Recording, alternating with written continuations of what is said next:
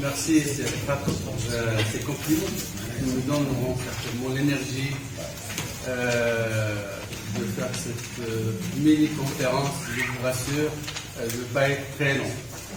Mais je voudrais commencer par dire deux choses.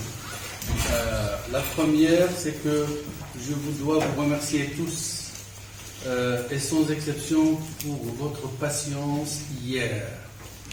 Vous avez souffert, moi-même j'ai souffert de rester assis aussi longtemps.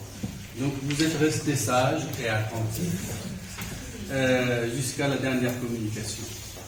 Je crois qu'il n'y a pas plus clair marque d'estime et d'affection. Sachez que cette affection et cette estime sont partagées. Je dois également remercier tous les intervenants dont les communications ont porté sur mes textes. Me voir disséquer ainsi m'a curieusement rempli de joie. Et croyez-moi, elles m'ont ouvert quelques pistes d'écriture que je vais essayer d'explorer. Merci encore. Je finirai par remercier ma femme de me supporter pendant ces quelques années. C'est grâce à elle que quand même j'ai pu faire des choses.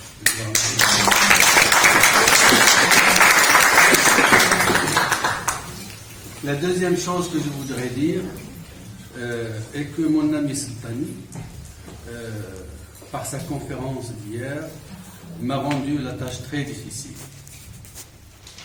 Pourquoi? Parce qu'il l'a entièrement consacré à notre patriarche, Marc Gontard, et à moi-même. On ne peut être plus altruiste et plus généreux que lui. Et c'est justement par cet altruisme et cette générosité qu'il m'a rendu la tâche difficile, car dans cette conférence, ou cette mini-conférence, je ne vais parler que de moi.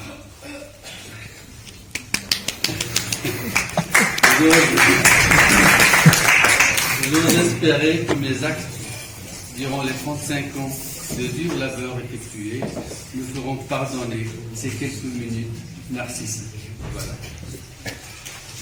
Alors, j'ai intitulé ma conférence, une mini-conférence, Mon corps, cette scène étrange où se joue mon écriture, avec un sous-titre, intime et extime mêlés dans le langage. Pascal disait, le moi est Aïssa. Et d'habitude, j'évite vraiment de parler de moi et j'évite aussi les exercices de monstration de soi. C'est un tempérament chez moi, j'aime l'ombre. Aujourd'hui, c'est un jour exceptionnel. L'événement exige ses rites et impose ses lois. Mais j'ai déjà trouvé la solution. Parler de l'intime et de l'extime me concernant, mais à la troisième personne. Cela me permettra de mieux cerner l'intime de mon extime et l'extime de mon intime. Je l'espère en tout cas. Il lui faut, pour commencer, définir le mot extime. Arrêter son sens exact. Le mot est un néologisme, il est de Tournier. Dans le journal Extime, Michel Tournier dit ceci. Il y a longtemps que j'ai pris l'habitude de noter non seulement les étapes et incidents de mes voyages, mais les événements petits et grands de ma vie quotidienne. Le temps qu'il fait, les métamorphoses de mon jardin, les visites que je reçois, les coups durs et les coups doux du destin. On peut parler de journal, sans doute, mais il s'agit du contraire d'un journal intime. J'ai forgé, pour le définir, le mot extime. Fin de citation. C'est ainsi qu'il a écrit Troulia, l'attente. À l'origine du roman, il y a des notations dont le contenu ne le concernait pas directement. Des choses vues, entendues, vécues dans l'étonnement, le choc, la déception, l'amertume non formulée. Des choses d'ordre social et politique principalement, mais aussi des fragments de récits de rencontres avec des personnes qui sont de véritables personnages de roman. Il en a fait le portrait, pour lui-même, de façon inutile, car très jeune, il a eu la passion des choses inutiles. Ces portraits inutiles sont devenus des personnages. D'ailleurs, tous les personnages de ces romans ont réellement existé. Des personnages hantés par l'attente de quelque chose qui ne vient pas. Lui aussi, il a longtemps attendu. C'était les années 90, la dernière décennie du régime de Hassan II. La décennie durant laquelle le ciel du Maroc s'éclaircissait et s'assombrissait. Lui aussi, il a longtemps caché sa colère, maquillé sa tristesse par un sourire, camouflé son désespoir par une énergie au travail afin de donner espoir, afin de servir et de résister. Mais il y a le corps. Il y a le corps qui travaille à notre insu, face à la mort et à la folie. Le corps, une caisse de résonance, la peau, un parchemin sur lequel s'écrivent ces choses, vues, entendues, vécues. Lui, Ferdinand Céline, dit ceci de juste. Dites-vous bien une chose, la vraie inspiratrice, c'est la mort. Si vous ne mettez pas votre peau sur la table, vous n'avez rien. Entendez, vous n'avez rien qui vaille littérairement, c'est-à-dire esthétiquement. Et pour écrire quelque chose qui vaille littérairement, il faut deux choses.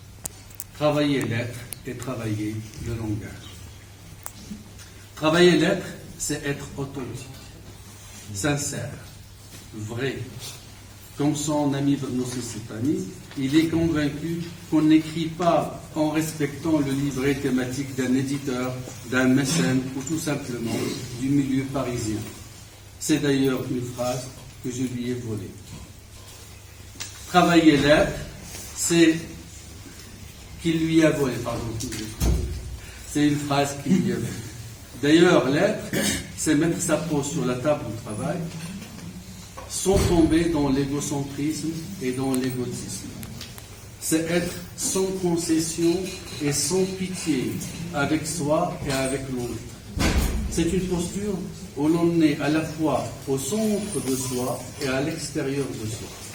C'est la posture de la complexité qu'exige le roman moderne. La finalité est claire. Explorer, questionner, repenser ce qu'on a pu comprendre ou avoir compris. L'objectif est autre, sentir, faire sentir, produire une sensation et une émotion de ce qu'on a assimilé par tract et parfois par procuration. C'est pour cette raison que pendant l'écriture, un souci le hante. Comment penser une idée, un fait, en l'enrobant dans une sensation et une émotion. Comment extraire d'une chose extérieure, par exemple un paysage, une scène, un événement, une personne inconnue, ne présentant qu'un corps et un visage. Comment extraire donc un passé, une succession de pondérables et d'impondérables qui ouvre à la fois sur l'histoire, avec H minuscule, et sur l'humain, l'insaisissable humain. Et de cet insaisissable humain, la folie ordinaire surtout. Vous avez certainement remarqué le nombre de fous qu'il y a dans ces textes. La folie ordinaire, celle dont on ne se rend pas compte souvent. Il se voit parfois lui-même comme un fou ou comme quelqu'un qui a échappé de justesse à la folie et au mal. Oui, la folie et l'histoire le fascinent. Il en est convaincu. Il y a une histoire de la folie marocaine qui n'est pas encore écrite. C'est au roman de le faire. L'histoire officielle ne le fera pas. Elle est trop occupée par redorer les blasons et bâtir ce qui n'a jamais été bâti. Le roman peut le faire mieux que les historiens et mieux que les psychologues. Balzac le disait si bien, le roman est l'histoire privée des peuples. C'est peut-être cela qu'il voudrait faire, intimiser l'histoire. À la limite, tout dans cette affaire est extime. Et c'est le point de vue qui est là pour l'intimiser. Le mêler de questionnement, de colère, d'amertume. Cerner le dérèglement du monde par le dérèglement du corps et le dérèglement du corps par les réglages appropriés dans le langage. Car écrire un roman n'est pas raconter une histoire. Écrire un roman n'est pas se raconter non plus. Écrire un roman, c'est l'écrire, c'est-à-dire travailler à la main comme un artisan, à l'intérieur du langage, la matière du langage et de tous les langages appris et désappris, sus et oubliés. Écrire un roman, c'est écouter non seulement ce qui se passe dans le corps du personnage et de celui qui écrit, mais aussi dans ce qui se passe dans le langage. Oui, il y a une intimité du langage qui permet d'éprouver le monde dans les deux sens du mot éprouver et qui fonde le point de vue. Un romancier apporte son langage et son corps qui est le socle même de son regard. C'est cela qui lui permet de devenir d'autres corps, intus et incus, à l'intérieur et sous la peau. Je reprends une citation de l'argument, du bel argumentaire qui a été écrit pour organiser cette colloque. C'est cela qui lui permet de devenir d'autres corps, intus et incus, devenir des personnages et des lieux, d'imaginer des actes, d'éprouver des sensations et des pensées proches de sa personne ou contraires à sa lettre. C'est ainsi qu'il est devenu son ami Abdelali Liazani. Par l'entremise de Abdelali, il a vécu l'incarcération dans la prison centrale de Kenitra. Il a aussi vécu sa folie en compagnie de Hassan El-Bou, son ami. C'est ainsi qu'il a vécu, qu'il est devenu Zahra, dont le joli corps s'est endurci, fermé par la cruauté découverte sur le corps de son père, survivant de Tasmania. C'est ainsi qu'il est devenu Rachad, consommant alcool et sexe pour cacher sa folie et la trahison de ses propres idéaux de gauche. C'est ainsi qu'il est devenu Zakiya, dont il a aimé la folie, les excès et les aventures érotico-politiques et policières. C'est ainsi, enfin, qu'il est devenu Saber, avec qui il partage les mêmes valeurs, les mêmes passions inutiles. Mais là, l'identification était facile puisqu'il s'agit de son double joyeux, né lui aussi de ses propres blessures. Son ami Barnassi Sultani, à qui Suleiman dit dans Naufrage dans le désert, toi c'est moi, moi c'est toi. Vous l'avez compris, son corps est une scène, parfois familière, parfois étrange, où se jouent des drames, mais aussi l'écriture elle-même. Intime et extime sont donc indissociables dans un texte porté par la sincérité et par le corps. Il ne s'agit pas de remplir un canevas selon des techniques établies.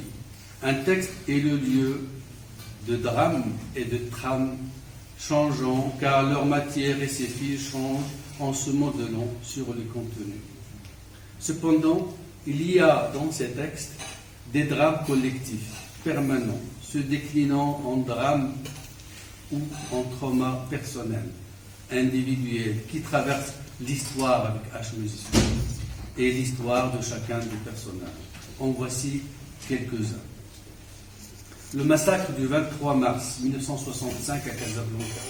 Les années d'état d'urgence à la suite des coups d'État de 71-72 et à la suite de la rébellion de 73. Les soulèvements populaires du 20 juin 81 à Casablanca, de janvier 84 à Marrakech et Nando, et du 14 décembre, bien sûr, en 1990 à Fès. Décrits peu relayés par le roman, plus par le témoignage. Mais auparavant, il y a eu des cris de résistants pendant le protectorat français.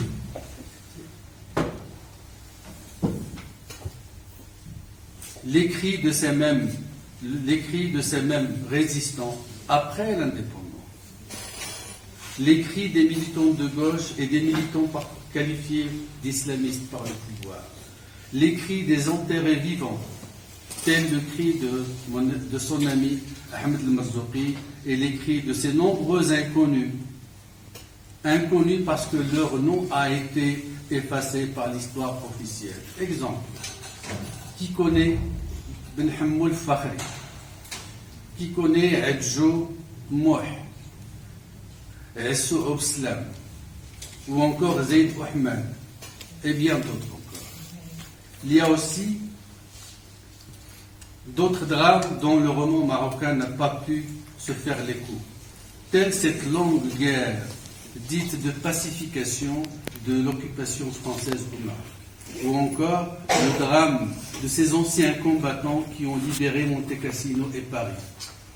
Vous avez le droit de vous dire, de vous poser la question, mais quel rapport y a-t-il entre ce qu'on pourrait appeler l'intime extime actuel et ces derniers drames hyper extimes et trop anciens, trop lointains dans le temps? La réponse est simple. Le corps est une mémoire secrète et la folie d'une personnage peut avoir ses racines dans un extime lointain. Le corps est une scène étrange, parfois étrangère à soi. Parfois étrangère à soi, où se jouent des drames qui se mêlent d'eux-mêmes dans le langage à travers des images, sensations, idées insoupçonnées. Car l'écriture est aussi ce processus d'exploration et de découverte de l'étrangeté de soi. Elle est le lieu de cristallisation et de mise en mouvement de strates d'histoire individuelles ou collectives, actuelles ou anciennes, le tout mêlé aux strates du langage. Pour terminer, il lui arrive de penser qu'il a pendant les... Excusez-moi. Pourtant, il lui arrive de penser qu'il a pendant longtemps écrit ces petites notations extimes et décrit ces fragments de corps dans des cahiers d'écoliers, uniquement pour échapper à la folie et à la mort. Mais il est absolument sûr, absolument certain, que c'est aussi l'amour de ses amis et de ses étudiants qui l'a sauvé.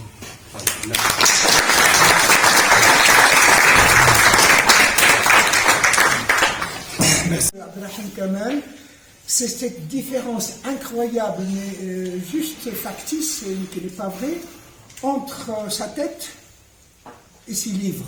Je dis, c'est pas possible qu'un visage comme ça, pratiquement des seringues, tout ça, c'est terrible. C'est quelque chose qui ne va pas.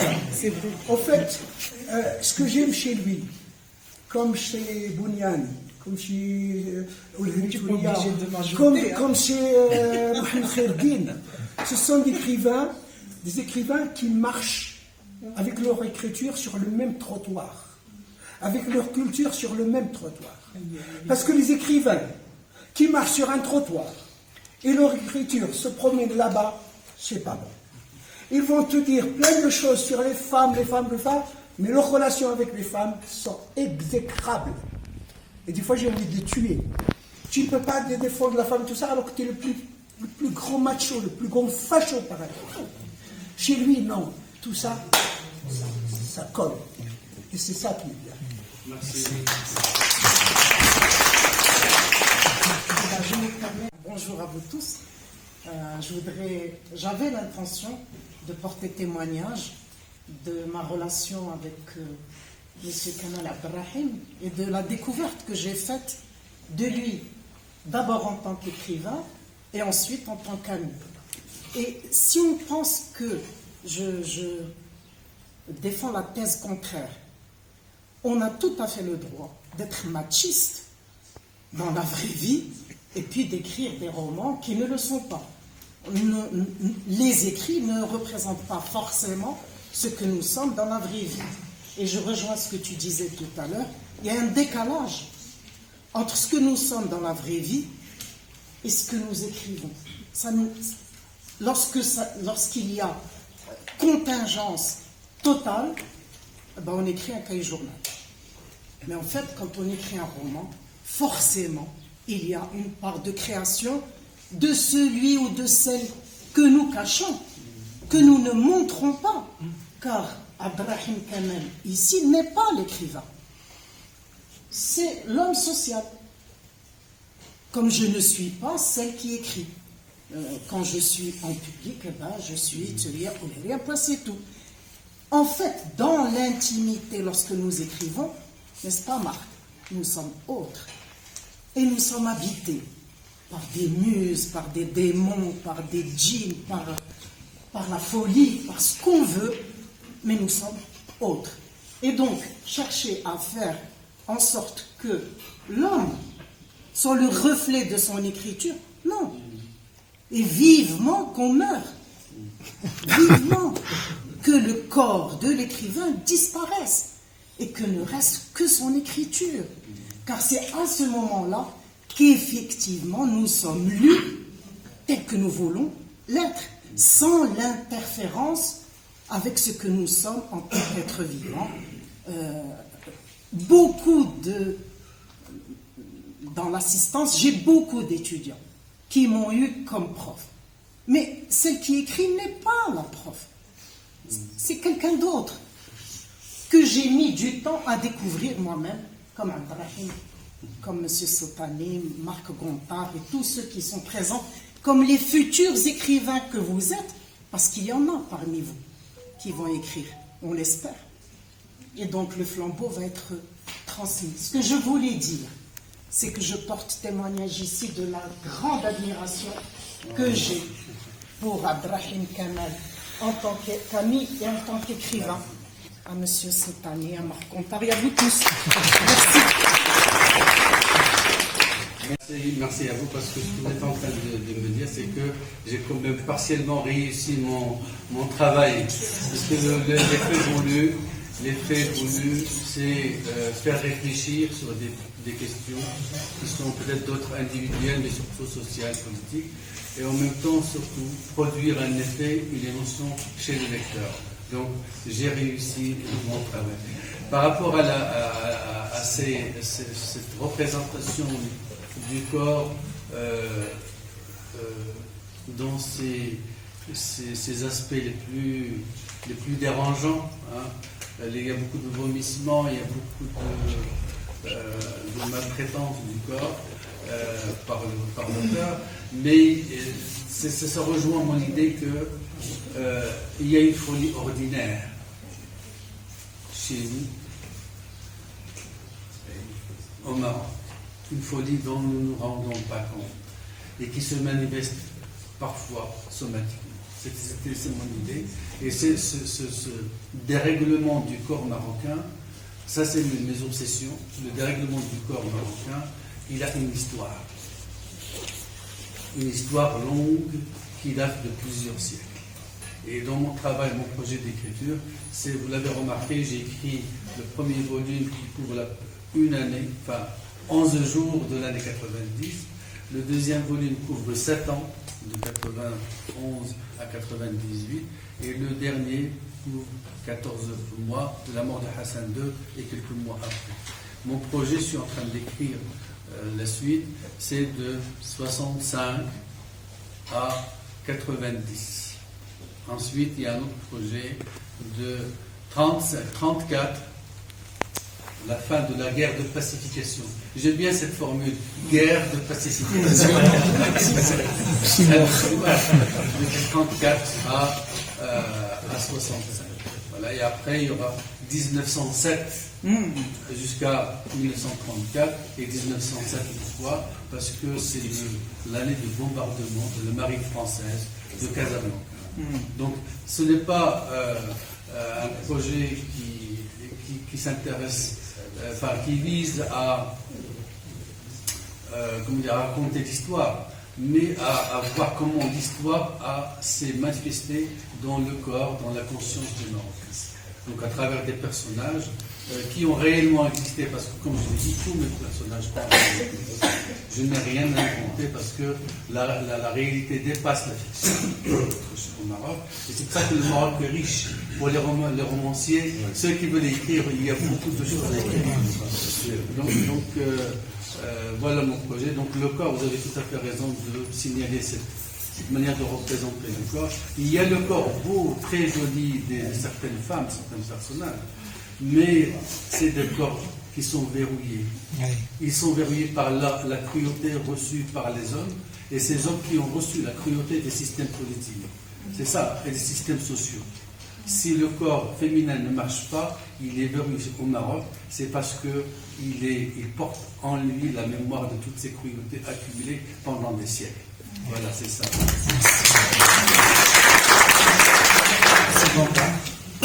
Oui, juste dire